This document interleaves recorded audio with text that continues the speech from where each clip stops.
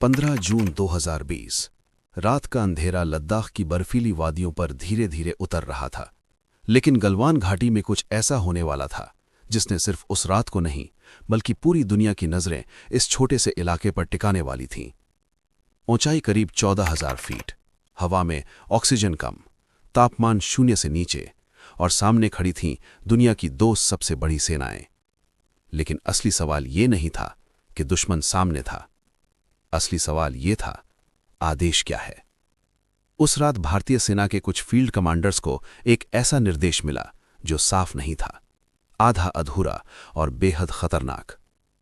कहानी शुरू होती है कुछ हफ्ते पहले, मई 2020, जब इंडियन आर्मी को पहली बार खबर मिलती है कि पीपल्स लिबरेशन आर्मी ने गलवान इलाके में अपनी मौजूदगी बढ़ानी शुरू कर दी है। टेंट लगने लगे थे, सैनिकों की संख्या बढ़ रही थी, और सबसे चिंताजनक बात, वो उस इलाके में थे जहां पहले कभी उनका दावा इतना मजबूत नहीं था। दिल्ली में बैठी रणनीतिक टीम और ग्राउंड पर तैनात जवानों के बीच लगातार बातचीत हो रही थी। लेकिन पहाड़ों में हर फैसला सेकंडों में लेना पड़ता है, और हर गलती जानलेवा हो सकती है। 6 जून 2020 दोनों देशों के बीच एक हाई लेवल मीटिंग होती है। तय होता है कि दोनों सेनाएं पीछे हटेंगी, तनाव कम किया जाएगा। कागज पर सब साफ था, लेकिन जमीन पर कुछ भी साफ नहीं था। 15 जून की शाम कर्नल संतोष बाबू और उनकी टीम को सूचना मिलती है कि चीनी सेना ने जो हटने का वादा किया था वो पूरी तरह से पूरा नहीं हुआ। अब उन्हें जाना था और स्थिति को वेरीफाई करना था। लेकिन यहीं से शुरू होती है असली उलझन। ऊपर से जो आदेश आया उसमें यह साफ नहीं था कि अगर सामने से विरोध हुआ तो जवाब कैसे देना है। फायरिंग की अनुमति नहीं थी, क्योंकि दोनों देशों के बीच एक समझौता था, सीमा पर गोली नहीं चलेगी। तो फिर क्या किया जाए? एक तरफ था आदेश, स्थिति को शांत रखना है। दूसरी तरफ थी हकीकत, दुश्मन पीछे नहीं हट रहा। और बीच में खड़े थे वो जवान जिनके हर कदम पर देश की सीमाएं टिकी थीं। रात गहराती जा रही थी।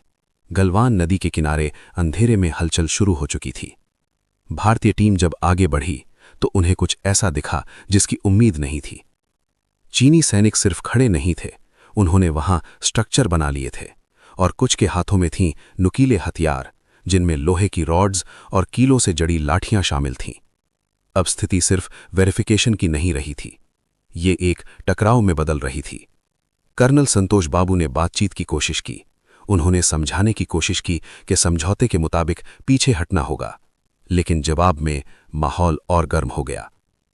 और तभी वो पल आया जब अस्पष्ट आदेश और जमीन की सच्चाई आमने सामने खड़े हो गए। क्या पीछे हटना चाहिए? क्या डटकर खड़े रहना चाहिए? या फिर बिना गोली चलाए जवाब देना चाहिए?